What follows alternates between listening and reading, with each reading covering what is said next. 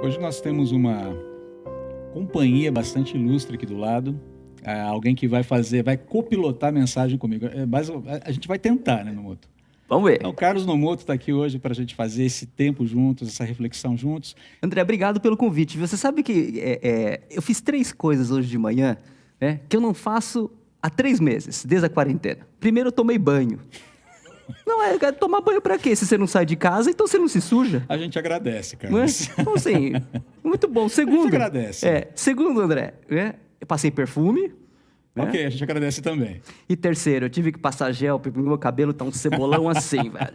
Então, assim, Eu acho que a gente compartilha do vou mesmo passar um problema, gel viu, aqui, Carlos? porque senão a coisa Não, ia aí ficar a gente horrorosa, André. Fora o banho, o restante a gente tá tranquilo. A gente está no mesmo barco.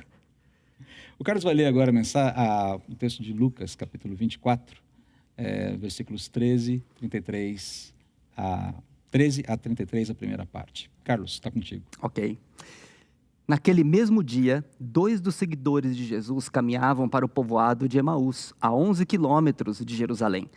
No caminho, falavam a respeito de tudo o que havia acontecido. Enquanto conversavam e discutiam, o próprio Jesus se aproximou e começou a andar com eles. Os olhos deles, porém, estavam impedidos de reconhecê-lo. Jesus lhes perguntou: sobre o que vocês tanto debatem enquanto caminham? Eles pararam, com o rosto entristecido. Então um deles, chamado Cleopas, respondeu: você deve ser a única pessoa em Jerusalém que não sabe dessas coisas, que aconteceram lá nos últimos dias. Que coisas? Perguntou Jesus. As coisas que aconteceram com Jesus de Nazaré, responderam eles. Ele era um profeta de palavras e ações poderosas aos olhos de Deus e de todo o povo, mas os principais sacerdotes e outros líderes religiosos o entregaram para que fosse condenado à morte e o crucificaram. Tínhamos esperança de que ele fosse aquele que resgataria Israel.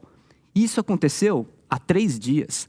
Algumas mulheres de nosso grupo foram até o seu túmulo, hoje bem cedo, e voltaram contando uma história surpreendente. Disseram que o corpo havia sumido e que viram anjos que lhes disseram que Jesus está vivo. Alguns homens de nosso grupo correram até lá para ver e, de fato, tudo estava como as mulheres disseram, mas não viram. Então Jesus lhes disse: como vocês são tolos, como custam a entender o que os profetas registraram nas Escrituras? Não percebem que era necessário que o Cristo sofresse essas coisas antes de entrar em sua glória?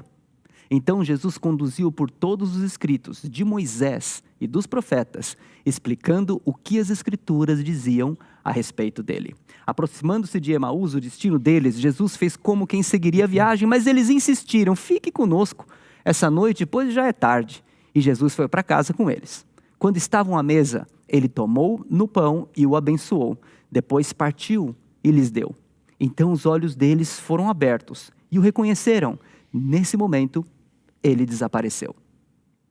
Disseram um ao outro: não ardia o nosso coração quando ele falava conosco no caminho e nos explicava as Escrituras? E na mesma hora levantaram-se e voltaram para Jerusalém. Desde a morte cruel e trágica de George Floyd na semana passada, uma série de protestos surgiram e vem aumentando ainda mais a turbulência desses tempos de pandemia. Sem justiça não há paz. Tem sido a palavra de ordem desses protestos que irromperam nos Estados Unidos e acabaram reverberando aí pelo mundo todo. Agora, o que impressiona é que as pessoas, ou como as pessoas que têm saído para as manifestações, têm enfrentado o medo de contágio do Covid-19 para manifestar essa indignação que elas têm tido contra esse crime. Nem mesmo o Covid-19 tem segurado a indignação. O medo do Covid-19 tem segurado a indignação. É claro que muita gente se aproveitou desse protesto para colocar as suas iniquidades em prática. Mas para essas pessoas más e mal intencionadas, nos Estados Unidos e no mundo, inclusive no Brasil, deveria bastar a exortação corajosa de Terence Floyd, irmão de George Floyd, feita nessa semana passada. Ele disse o seguinte: a minha família é pacífica, minha família é temente a Deus. Sim, nós estamos devastados, nós queremos justiça e paz. Mas aqueles que protestam violentamente não nos representam. Estão unidos para destruir e não para promover a justiça e a paz. Lembre-se que o mote dessas manifestações é sem justiça não há paz. Eu concordo com Terence Floyd. As pessoas que se aproveitam de crises, se aproveitam de tragédias para dar livre curso aos seus projetos de poder, ganância, mesquinharia, impiedade, crueldade, não têm o direito de falar, agir e representar quem quer que seja. Porque elas estão unidas para promover a destruição e não para promover a justiça e a paz, que tanto se pede. Agora, lendo e relendo essa frase, Carlos, eu não consigo deixar de pensar como o Brasil poderia ser, em grande medida, aliviado, reanimado, fortalecido para enfrentar os desafios presentes se os nossos atuais e ex-governantes, os nossos legisladores, os nossos ministros, atuais e ex-ministros, os nossos juízes e as nossas autoridades, em todas as esferas e instâncias de poder público, aprendessem o básico com essa verdade. Vocês não nos representam quando não buscam a verdadeira justiça nem a verdadeira paz. Boa. Você concorda com isso? Boa, totalmente. Boa. Agora, deixa eu falar uma coisa para vocês. Para não ficar só empurrando o dedo para o outro, isso vale também para todos aqueles que, se dizendo cristãos, têm promovido mais brigas e polaridades dentro e fora do corpo de Cristo que unidade, trazendo vergonha para o Evangelho. Gente, queridos, o cristianismo já tem um herói e ele é suficiente. O cristianismo já tem um herói e ele é mais que suficiente. Mas eu quero voltar aqui à frase sem justiça não há esperança. Embora eu concorde com o diagnóstico dessa frase, respeitosamente aqui eu discordo da causa da doença. Por quê? Porque é uma crise em curso muito mais grave que a Covid-19 e o racismo juntos. E essa crise nivela todos os seres humanos de todas as etnias sem que a cor da pele faça alguma diferença. Uhum. O racismo não é a raiz dessa crise. Não sei se você concorda comigo. Eu concordo. Ok. Ele vai falar mais daqui a pouco, tá, gente? Ele está se contendo. Mas o racismo não é a raiz dessa crise. Mas é uma dentre tantas manifestações terríveis, sim, chocantes, sem dúvida, e hediondas de um problema muito maior dentro da humanidade. Qual é esse problema? A rebelião do homem, a rebelião da humanidade contra Deus, contra o seu Criador. Esse é o grande problema. Esse é o grande problema que requer justiça para que haja verdadeira paz e, consequentemente, verdadeira esperança. Então, esse clamor, sem justiça não há paz, ele é certo, mas o problema é que ele coloca o dedo e mede a doença errada. Coloca o dedo no pulso do paciente e mede a doença errada. A boa notícia é que essa justiça já foi feita por Jesus Cristo na cruz. Olha que interessante. Sem justiça não há paz, mas a justiça já foi feita. A justiça já foi concretizada, ela já foi realizada. As demandas que existiam justiça já foram todas satisfeitas. É para isso que Jesus surge no caminho de Emaús. É para isso que ele se junta àqueles dois discípulos, Cleopas e um segundo que não é mencionado o nome, após a sua ressurreição, vivo, no domingo. Ele faz isso para abrir os olhos dos seus seguidores sobre a dimensão, sobre a beleza, sobre o impacto dessa notícia única e maravilhosa. A paz entre Deus e homens. E por implicação, a paz entre os homens é possível porque a verdadeira justiça já foi feita. A justiça já existe, ela é real, ela é palpável, ela é vívida. Não é impactante isso? Curioso é que nada é relatado nos evangelhos sobre Jerusalém, Samaria, Judéia, até os confins da terra, Carlos, serem tomadas por protestos. Já pensou? Ondas de protestos contra a morte de Jesus, aos gritos, sob o protesto de sem justiça não há paz. Ninguém saiu das ruas quebrando tudo ou fazendo qualquer espécie de manifestação, mesmo pacífica. Agora, é muito provável que os seguidores de Jesus estivessem experimentando sentimentos de frustração, de exaustão, de decepção e incredulidade, por que não dizer ira, bem similares aos que nós temos testemunhado atualmente. Apesar de não haver manifestações, eu creio que os sentimentos eram bem parecidos. O texto bíblico que você acabou de ler fala sobre isso. Eles estavam para baixo, Estão vivendo um momento de perda, um momento de frustração. E todos esses sentimentos, né, incredulidade, exaustão, decepção, aquela coisa de voltar para a velha vida, e aí, o que vai ser agora? O texto bíblico sugere que eles estão vivendo esses mesmos sentimentos que a gente vê nessas manifestações que estão na rua hoje. Mas o que nos interessa aqui é entender como Jesus, o autor da justiça, vem comunicar, conceder, ministrar essa paz que emana da justiça feita na cruz. E aqui o primeiro ponto que eu quero destacar é esse. O Deus vivo que fez justiça, ele compartilha a sua paz encontrando-se conosco no nível das nossas inquietações. Jesus vem encontrar com a gente onde nós estamos, e não no lugar onde a gente supostamente deveria estar. Ele é que vem até nos encontrar no nível das nossas inquietações. O que é interessante nesse texto, nessa passagem de Jesus no caminho de Emaús, é que fica muito claro que Deus se importa com a gente. Jesus é a prova material e histórica dessa verdade fundamental para a humanidade. Deus se importa conosco. E Ele se importa com as nossas inquietações, Ele se importa com as nossas dúvidas e emoções, sobretudo quando dizem respeito a Ele. Sobretudo quando falam diretamente à pessoa dele. Lembre-se das perguntas que Jesus faz aos discípulos ali. Sobre o que vocês estão falando? Como se ele não soubesse, né? O cara tem um senso de humor, né, André? Não, assim, é uma ironia fina, né? Mas, do que vocês estão falando? Ué, mas como assim? Né? Você não sabe das coisas que... Mas que coisas? Que coisas aconteceram? Não é que Jesus não saiba, mas eu quero conhecer o seu ponto de vista. Perceba que é Jesus quem se aproxima e inicia o diálogo com os discípulos, que experimentam esse anticlímax, um anticlímax de proporções monumentais. O que é um anticlímax? Sabe aquela sensação que se segue a uma grande expectativa que não é correspondida? Alguém poderia dizer assim, pensa num show que você gostaria de... Cara, aquele conjunto, aquele grupo, aquele cantor, e você vai ao show. E você está com aquela expectativa de que o cara vai arrebentar.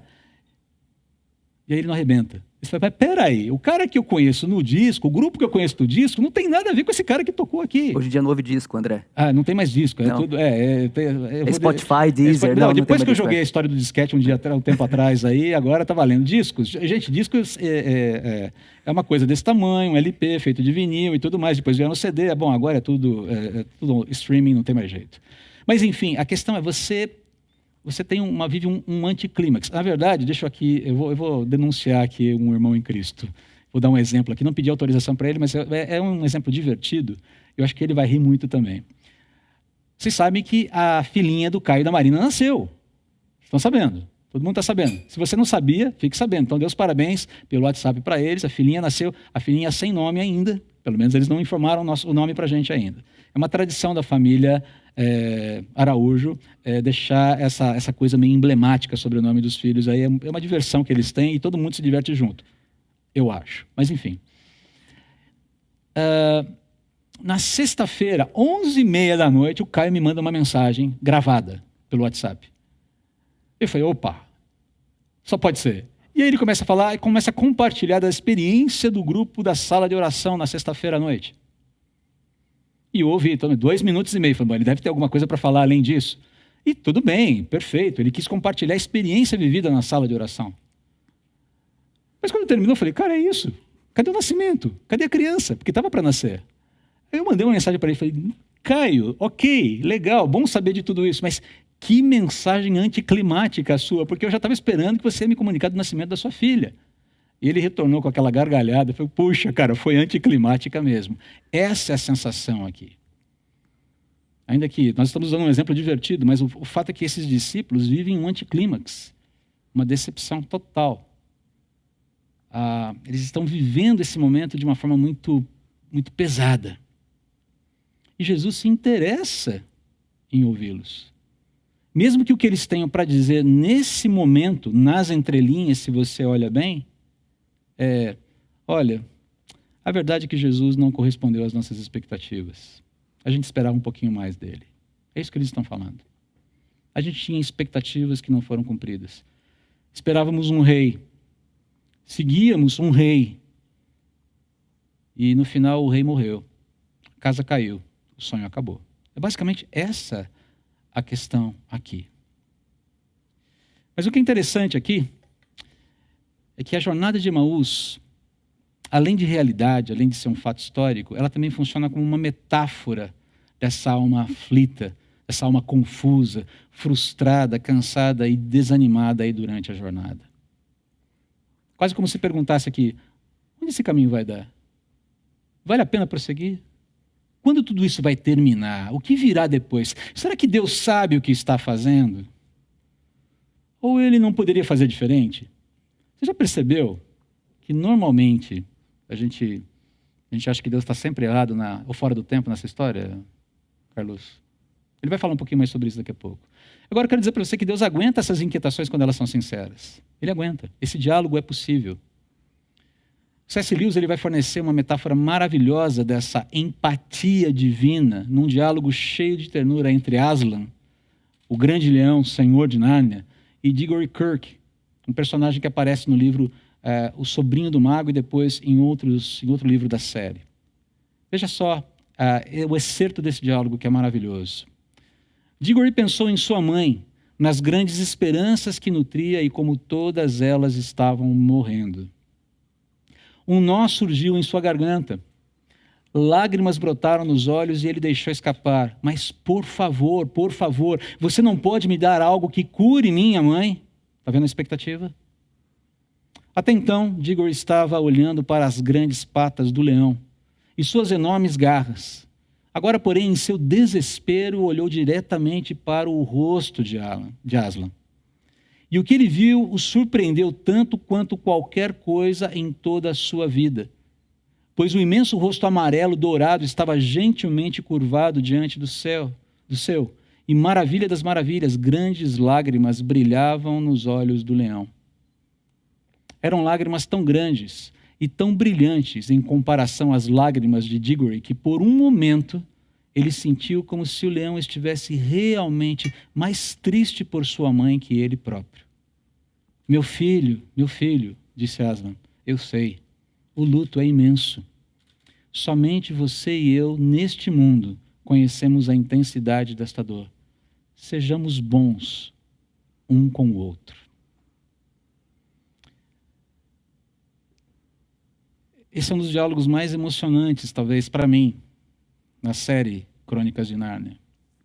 Porque mostra essa empatia do Deus que muitas vezes não nos livra do sofrimento, mas está completamente presente na nossa jornada, acolhendo as nossas inquietações e chorando juntos, sentindo o mesmo sentimento. Vivendo a mesma inquietação, sorvendo cada um desses momentos junto com a gente. A exemplo dos discípulos do caminho de Emaús, Jesus permite que nós lhe contemos a nossa versão da história, apresentando nossas percepções dos fatos, porque ele sempre parte do ponto onde nós estamos para tratar o nosso coração, para corrigir as nossas percepções e nutrir a nossa compreensão sobre ele, para aí sim nós desfrutarmos de uma verdadeira paz e uma verdadeira esperança. O Deus vivo que selou a justiça compartilha a sua paz ao encontrar-se conosco no nível das nossas inquietações. Carlos, dá espaço para você falar, que até agora só eu falei aqui. Como é que você lida com isso? Você concorda com isso? Como é que você reage a essa verdade? Olha, André, nossa, esse texto é super, né? Primeiro, essa coisa das inquietações, né? Tem uma frase que me chama, que um deles fala o seguinte, né? Explicando para esse homem que apareceu do lado. A gente tinha esperança que ele fosse a pessoa que ia resgatar Israel. O que era essa esperança? Eles esperavam que a morte de Jesus pudesse os libertar do Império Romano, da opressão do Império Romano. E a libertação que Cristo trazia, ela não era geopolítica, ela era uma libertação da alma, era uma libertação do poder do diabo na vida das pessoas. Exatamente. Era uma libertação dessa rebelião que você mencionou a respeito de Deus, né? E Jesus se aproximou e começou a andar do lado deles, e demorou para perceber, né? Eu vejo 3 coisas aqui. Primeiro, quando eu li esse trecho, eu lembrei de um filme que a gente assistiu em casa esses dias, que chamam Dois Irmãos. Eu vou ter que dar um spoiler, porque senão não vou chegar no coisa, né? Tranquilo. O que é esse filme, Os Dois Irmãos, né? Tinham 2 irmãos e o pai tinha falecido. E houve a oportunidade mágica de trazer o pai de volta. O irmão mais velho, ele tinha convivido com o pai durante alguns anos. O mais novo não tinha. Ele tinha uma ideia de quem era o pai, mas ele não conviveu muito com ele. E o que aconteceu é uma série de aventuras. E tinha a possibilidade agora de trazer o pai de volta. E aí o filho mais novo, que não conhecia, não tinha tido contato com o pai, ele fez uma lista de coisas, né? Em inglês é um wish list. Ele fez uma lista, 5 coisas que eu queria fazer com meu pai. E ele só ia ter um dia com o pai, um dia.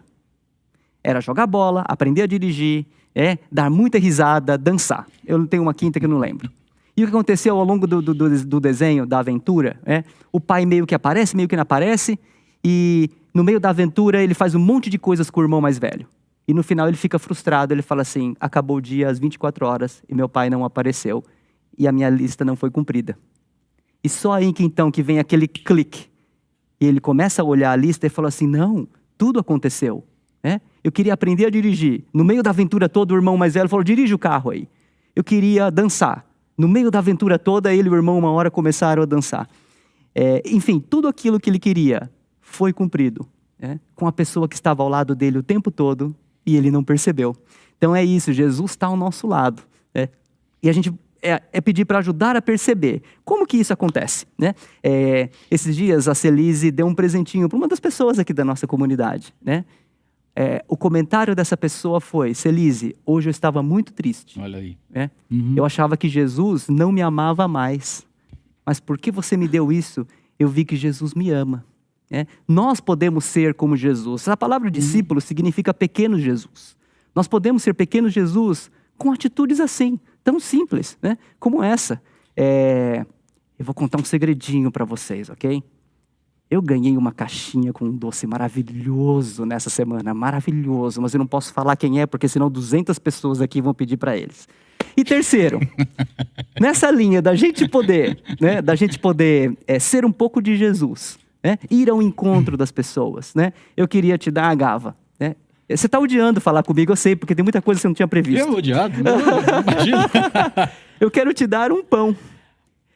E esse pão não é comprado. Durante a quarentena, a gente aprendeu a fazer pão.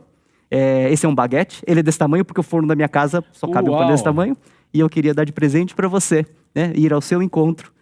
Assim como Jesus foi ao encontro, ir ao seu encontro e trazer um presente para você. E eu recebo com muita gratidão, com uma cotovelada de amor. Isso não estava no script, viu, gente? Não mesmo.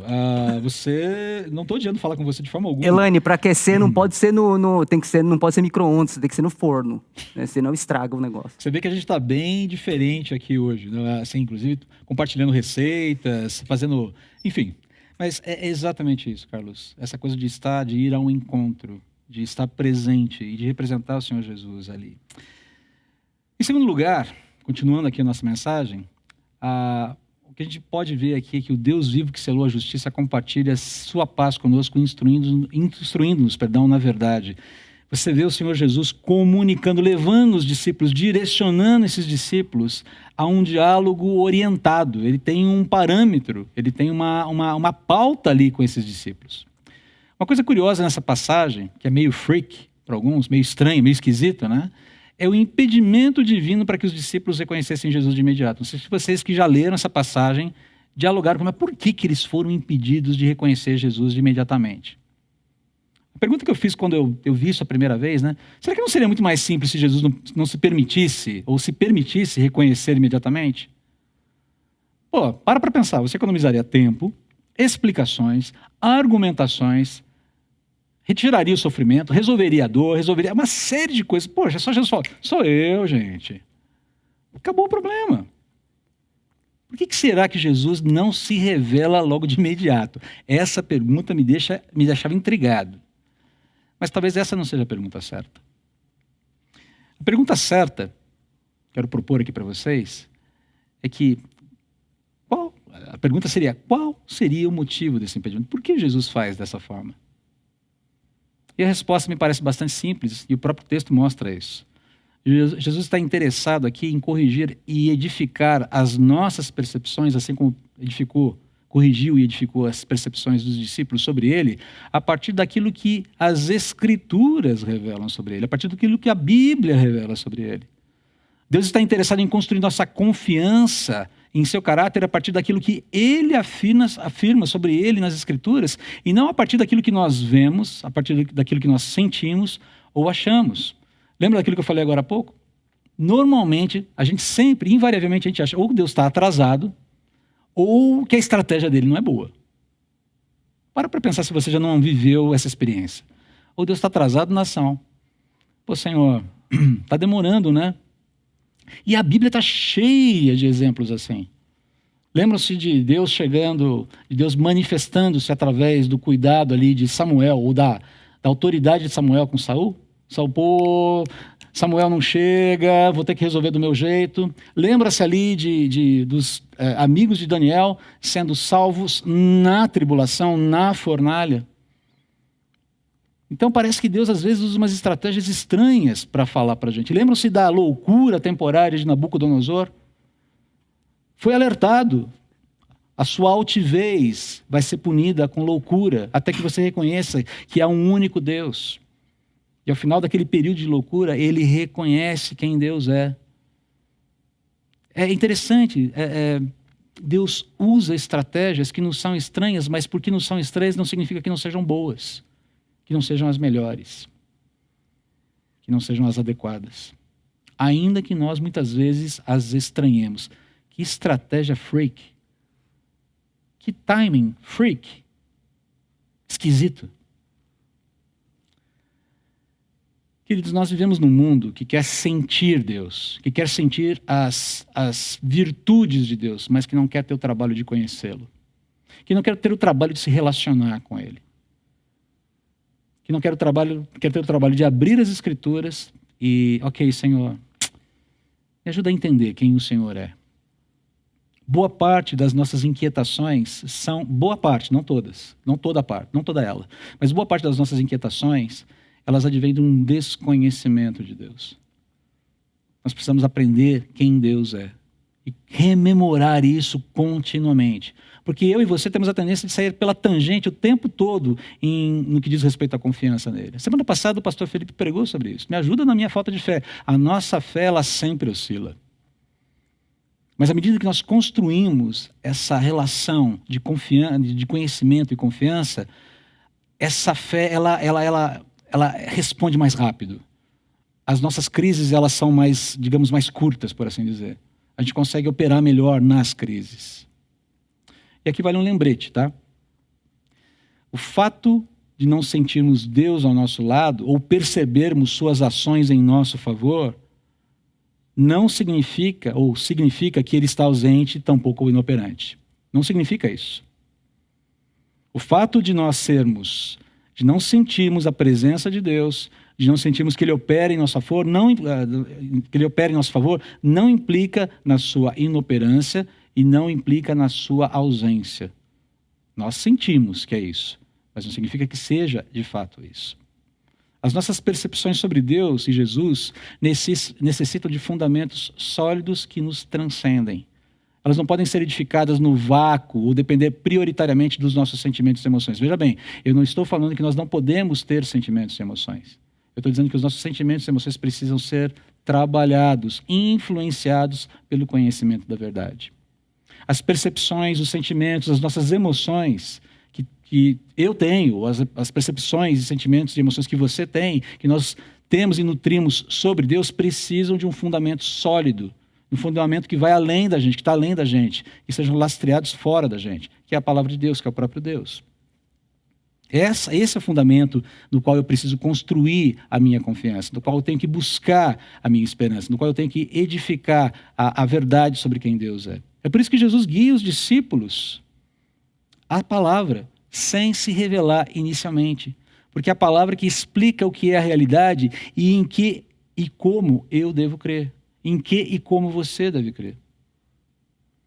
Note como o testemunho dos discípulos no final da passagem evidencia essa verdade. Próximo slide, eu acho que você vai ver isso aí. Disseram um ao outro: não ardia o nosso coração quando ele falava conosco no caminho e nos explicava as Escrituras? Perceba como o coração foi reaquecido a partir das Escrituras apresentadas e explicadas, entendidas, compreendidas. É ali que o coração é restaurado, fortalecido, revigorado. Ninguém pode viver essa nova vida justificada, repleta de paz e cheia de esperança oferecida por Deus mediante a fé em Jesus do jeito que bem entende. Carlos, me perdoe aqui o exemplo. Talvez influenciado pela baguete. Ou é baguete? É uma baguete. Talvez influenciado pela baguete. Jesus não é um sanduíche fast food. Que você chega, pede e monta do jeito que você quiser. Cada um monta do jeito que quiser. Inclusive tem uma rede, uma cadeia de fast food aí, que fala, aqui a gente faz do seu jeito. Não funciona dessa forma dentro do cristianismo. Não funciona. O evangelho não oferece espiritualidade fast food ao gosto do freguês. Nunca foi assim. E quem fala que isso é verdade, é possível, está mentindo. Ao contrário, o evangelho afirma o que você e eu precisamos sem negociação. Com um detalhe. O sanduíche a seu gosto é pago. A salvação que Jesus oferece, justamente por não ter preço, é de graça. O que você acha, Carlos? Bom, primeiro que eu não como essas coisas aí, né? Já começa daí. Eu não como essas coisas aí que você está falando. Essa coisa da palavra de Deus, né, André? Puxa, olha, nesse período de quarentena, eu nunca vi tanta gente interessada em estudar a Bíblia junto. Nunca vi, né? Eu estudo a Bíblia com um grupo de amigos e... olha, tem tanta gente se interessando por estudar a Bíblia juntos, né? E você pode fazer isso. Você não precisa, eu vou ensinar a Bíblia para alguém. Eu não sei se eu não conheço a Bíblia, como posso ensinar? Você não precisa ensinar, né? Você pode sentar ao lado e ler a Bíblia com as pessoas, né? Com um amigo seu, um grupo de amigos. E aqui mesmo na nossa comunidade, né? Tem um grupo de 4 jovens que estão lendo o Antigo Testamento. E eles já me acessaram algumas vezes. Então, uma das vezes foi uma dúvida que eles tinham lá em 1ª, 2ª Samuel, um texto bem polêmico que existe lá. Agora, ontem, eles me disseram que chegaram em Juízes. Que legal, né? Ainda mais os livros, né? Juízes, assim, um livro down total, né? É down, não, é deprê total, é deprê, mas eles querem ler que leiam, né? Mas, enfim, sangue nos olhos. Mas assim, eles juntaram e estão lendo, e não é algo que o Felipe pediu, ou que alguém pediu, eles quiseram ler a Bíblia junto durante esse período. Então, leia a Bíblia junto com as pessoas, né? As pessoas estão querendo isso, né? Então, elas estão precisando de algo assim. Eu nunca vi um momento tão propício para a gente poder, poder seguir com isso. E por último, né, André? Acho que assim, né? Mesmo a palavra de Deus, né? Um Deus que a gente pode compreender totalmente, certamente ele não é um Deus. Ele é uma projeção da nossa mente e das nossas emoções. Exatamente. E isso, o fato de nós entendermos muito do que está acontecendo, mas nós não entendermos também, às vezes, claramente, qual é o plano e a vontade, qual a vontade de Deus especificamente, no meu caso, André, só me faz acreditar mais nele. Porque aí sim eu estou diante de alguém que é diferente de mim. Alguém que consegue ver, cuidar e olhar e me ajudar de um jeito que nenhum ser humano pode. Exatamente. Essa questão, eu lembrei, a gente conversando, né, durante essa semana sobre a mensagem, lembramos de Deuteronômio 29, que fala que há coisas que Deus reserva só para si. Tudo aquilo que foi revelado para que nós pudéssemos descobrir, pesquisar, conhecer, entender. Mas há coisas que Deus reserva só para si, são coisas insondáveis para nós. E é isso que você falou, é importante. Um Deus que eu consigo entender 100% é alguém como eu. Exatamente. Eu não quero alguém como eu, como Deus. Eu quero alguém muito acima de mim. Muito maior do que... Não é questão de querer, né? É uma questão de... É a essência do que nós somos. Então isso é muito importante e esse é um argumento muito forte e nos acalma, sobretudo naquelas questões que nós não conseguimos acessar, mas que são, sim, presentes e bem resolvidas na mente de Deus, né? Por fim, Jesus comunica e ele concede e ministra a verdadeira paz através da sua presença conosco, né? Ele se apresenta de uma maneira, ele se revela, e esse momento de partir o pão talvez seja um momento em que nós somos revigorados, somos fortalecidos, somos encorajados a viver a nova vida em qualquer cenário. É isso que Jesus faz, o Deus vivo que fez justiça, compartilha a sua paz conosco, renovando-nos e movendo-nos à ação no partir do pão. Esse é o momento em que nós somos revigorados, renovados. No momento em que eu vou partir o pão, que a gente vai comungar do pão, vai comungar do cálice, há muita coisa sendo relembrada ali. Há muita coisa, há muita significância nos fazendo lembrar o que está em jogo. E o que está em jogo é algo tremendo aqui para a gente. A cena em que Jesus é convidado para passar a noite em Emaús, culminando aí nessa refeição em que ele se revela quando parte o pão, é uma das cenas mais emblemáticas para mim, nas Escrituras. Em primeiro lugar, porque ela evidencia aquilo que é o centro da fé cristã. Cristo vive, Ele está vivo, Ele ressuscitou. E porque Ele ressuscitou, você e eu podemos crer num amanhã eterno. E não só num amanhã eterno. Podemos crer num presente em que somos cuidados.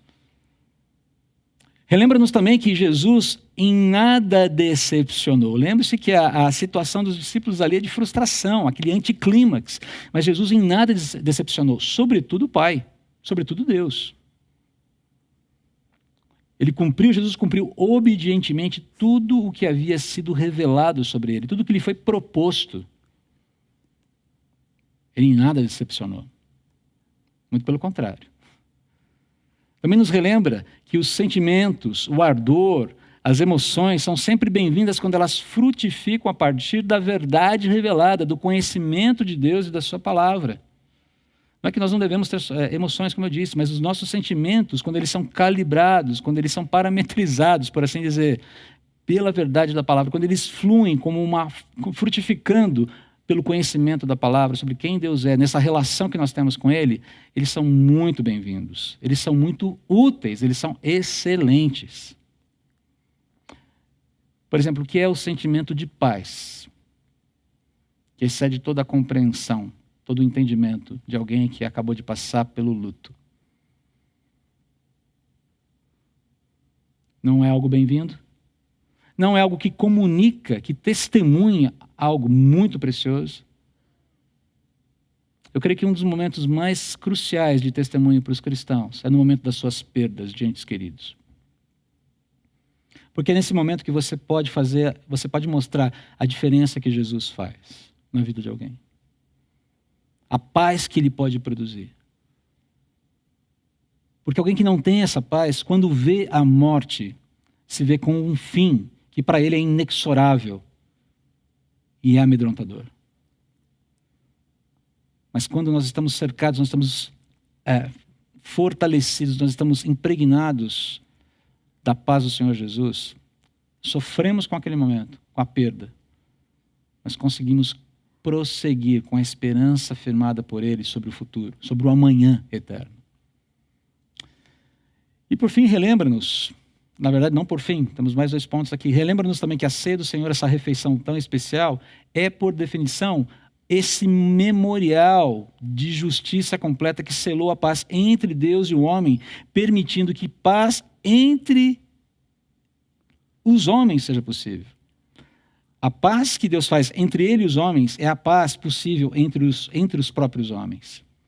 Essa é a resposta. Sem a justiça de Deus não há possibilidade de executar a paz mesmo entre os homens. E por fim, renova-nos pela presença de Cristo em cada comensal redimido. Fale por você, o comensal, Não, você também é um comensal redimido. Você só come algumas coisas diferentes. É interessante que esse momento em que a gente se assenta à mesa, esse momento em que nós somos convidados a participar da mesa, como comensais, aqueles que vão participar da mesa, nós somos absolutamente renovados, fortalecidos, revigorados pelas verdades que esse memorial traz para a gente, relembra a gente. E na cena final, quando os discípulos são totalmente revigorados e voltam animados para Jerusalém, fica claro que a intenção de Jesus com esse encontro no caminho de Emaús ia muito além do consolo e revigoramento pessoal. Jesus não está lá para dar um up na autoestima dos discípulos apenas. Nessa nova vida, Jesus quer construir uma narrativa de esperança baseada na justiça que ele fez, que selou a paz, que não fique aprisionada em cada cristão. Antes, impulsione cada crente em Jesus para o centro da ação, para o protagonismo da ação nesse novo mundo que está emergindo. Não é um protagonismo que busca holofotes, mas é um protagonismo que busca servir de uma forma diferenciada, de uma forma distintiva do que o mundo está pregando por aí. A esperança que Jesus infunde em mim, infunde em você, se verdadeiramente fruto da justiça que selou a paz, jamais poderá ser contida por paredes, sejam elas físicas ou não. As paredes, queridos, estão sendo derrubadas. E a gente não precisa se assustar com isso. Eu gosto muito dessa frase do Dr. Russell Shedd. Ela foi dita numa entrevista pouco tempo antes da morte dele a um pastor conhecido nosso lá de Atibaia. E Ele estava sofrendo já com um câncer em metástase.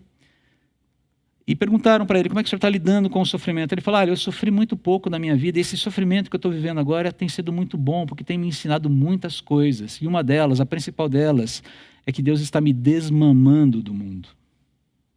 Deus está me desmamando do mundo. Sensacional isso.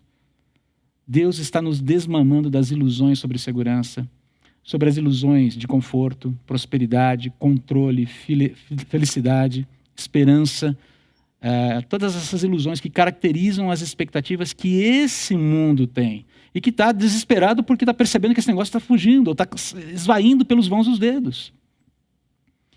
E ao mesmo tempo ele está nos despertando para uma nova vida, uma vida de ação, que represente e anuncie o rei e seu reino nessa nova realidade que o mundo verá emergir. A coisa começa já. Nomoto, como é que você lida com isso? Paz e justiça, né? Tem algo interessante nesse texto. Quando esses dois homens deixaram de considerar que a questão central era qual o plano de Deus para a minha vida, e entenderam que a grande questão é como eu posso fazer parte dos planos de Deus, toda a perspectiva, motivação, frustração deles foi revertida.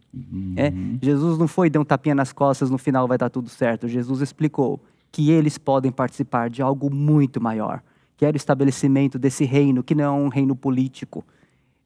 Ele é um reino de homens e mulheres, né, que reconheceram que Jesus Cristo morreu e ressuscitou por mim. Só Ele pode me dar a vida nova. Essa é a mensagem. Quando eles compreenderam isso, eles estavam indo, voltaram para Jerusalém, de onde eles não deveriam ter saído. Né?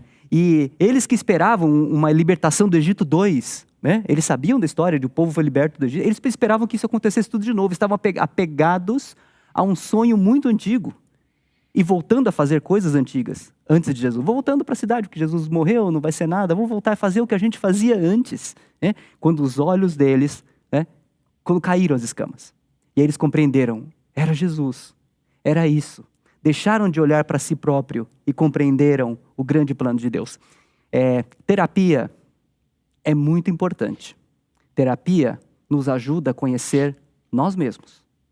Oração nos ajuda a conhecer a Deus. Conhecer a si próprio é importante. Mas para algumas pessoas precisam de algo muito maior. Algumas pessoas entendem que há um espaço na nossa vida, né, que inclusive as terapias não podem ajudar. Que é essa condição que nós temos. Né? Você só se conhece quando você conhece a Deus. Esse espaço que a gente tem dentro de nós, que somente Jesus Cristo pode preencher. O efeito imediato dessa compreensão é voltar para aquilo, você compreende rapidamente aonde eu deveria estar. Talvez eu devesse estar... eu não posso ir para o hospital hoje, mais uma pessoa no hospital ajudar, eu não sou competente para isso, mas eu posso apoiar quem trabalha com isso. Eu não consigo gerar emprego para todas as pessoas, mas eu posso ajudar um pouco mais quem está perto de mim. Seja apresentando essa pessoa para algum lugar, seja com recursos financeiros, ou seja, no mínimo, acolhendo e ouvindo essa pessoa. Por fim, a gente comentou, né, que ao longo dessa pandemia toda, da quarentena, algumas igrejas acabaram fechando. Algumas estão com problemas. Algumas com problemas de continuar Sim. suas operações. Isso é muito triste. Isso é muito triste. A igreja, enquanto instituição, enquanto CNPJ, enquanto grupo, isso aqui se fechando. Mas a igreja, enquanto corpo de Jesus Cristo, continua viva. Esta igreja não mudou em nada da sua missão. Cristo deu a esta igreja a missão: ide por todo mundo, pregai o evangelho a toda criatura, batizando e fazendo discípulos. Esta missão da igreja não acabou. Pelo contrário, para a igreja de Jesus, se a porta fecha, nós entramos pela janela. Se a gente não pode falar de Jesus porque não pode pôr as pessoas juntas e está certo, nós temos que tomar muito cuidado, estamos separados aqui, mas se eu não posso falar pessoalmente, então nós vamos falar pelo Zoom, pelo não sei o quê. E o dia que não puder falar pelo Zoom, André, nós vamos encontrar uma outra forma de continuar falando da palavra de Deus. Isso não é um discurso triunfalista. né? Nós vamos respeitar as leis sanitárias, nós temos que preservar o outro, por amor ao próximo, Sim, sim. nós vamos fazer isso. Mas dentro dessas regras, nós sempre vamos encontrar uma forma. O diabo, Satanás, não está em quarentena. Nós estamos fechados em casa, mas o diabo não está. E ele vem colocando, não estou falando que tudo que a gente passa é do diabo. Eu mesmo, tem dia que eu acordo, eu estou mal, tem dia que eu acordo, eu estou bem. E cada dia é um dia, a gente vai indo. Eu também estou assim, não estou querendo espiritualizar no sentido negativo, mas, de fato, Satanás não está em quarentena. Né? Ele continua agindo. Ele continua tentando, né, colocar distrações ou escamas nos nossos olhos para que a gente não enxergue que Jesus Cristo está andando ao nosso lado, como ele estava andando ao lado desses dois homens.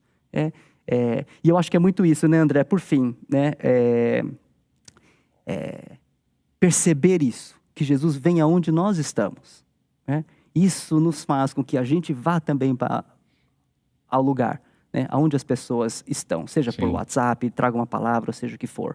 Né? E essa paz e justiça, né, por trás de toda essa questão que tem do George Floyd que você trouxe, né? O problema central de tudo isso, sem minimizar, e muito menos simplificar, tornar simplista a questão. A questão é complexa. É complexa. É muito complexa. É muito complexa, mas de qualquer forma. Mas o problema por trás é muito simples. A missão que nós temos ainda como cristãos, no nível individual e no nível de igreja, ela permanece a mesma. E quanto mais nós olharmos para Cristo e mais nós olharmos para as pessoas, mais essa paz e justiça virá. Né? Quanto mais olharmos para nós mesmos e nos afogarmos dentro das nossas inquietações, a gente acaba não saindo daí. Eu creio que é esse o ensino que fica, né, para a gente aqui. Encontrar as pessoas no nível de inquietação delas. Não querer sacá-las, transportá-las para um nível em que elas ainda não estão prontas para alcançar. Ajudá-las nesse processo com a palavra, com a verdade. E também ter esse momento de participação, de se doar, em que o vigor, o ânimo é renovado, né? Como simbolizado pela ceia. Uma pergunta final aqui. E eu quero responder essa pergunta final com um vídeo que você vai ver agora. Alguns de vocês talvez já devem ter visto. Né? Como responder à ira, à exaustão e à frustração de um mundo que clama por justiça para que haja paz? A gente já viu como fazer isso, mas vamos colocar isso em ação. O grande drama da humanidade no momento há um problema no mundo chamado racismo, que talvez seja até muito maior para alguns do que o próprio Covid-19. Eu não quero discutir essa questão, não é essa questão aqui. Nós vimos que não é bem por aí. Mas como responder à ira, exaustão e frustração de um mundo que clama por justiça para que haja paz? Deixa eu propor para você uma resposta a partir de uma música bastante conhecida, mas de uma cantada, entoada de uma maneira um pouquinho diferente. Vamos ver o vídeo.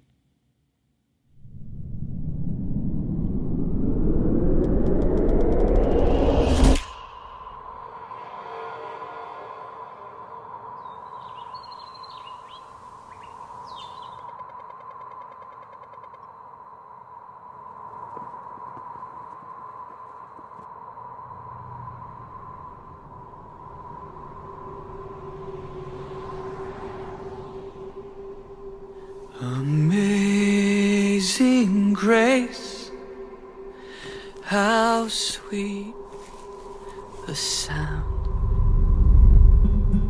我最意的赦免。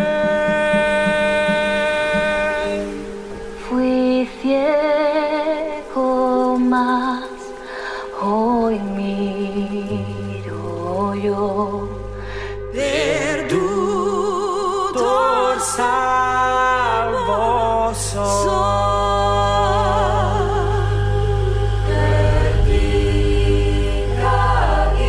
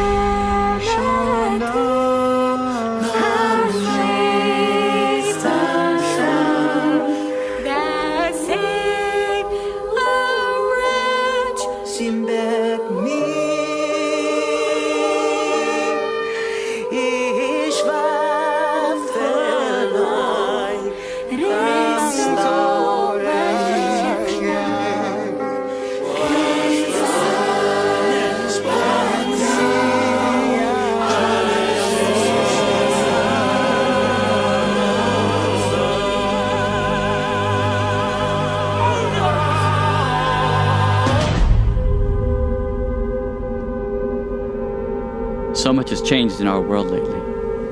疫情中这么多人失去生命，显明了生命的脆弱与短暂。Pero la asombrosa gracia y amor de Jesús es más fuerte que la vida y la muerte. Wo auch immer du bist, ruf seinen Namen an. Jesus. Jesus. Isa Masih. Jesucristo. Yeshua. Jesus.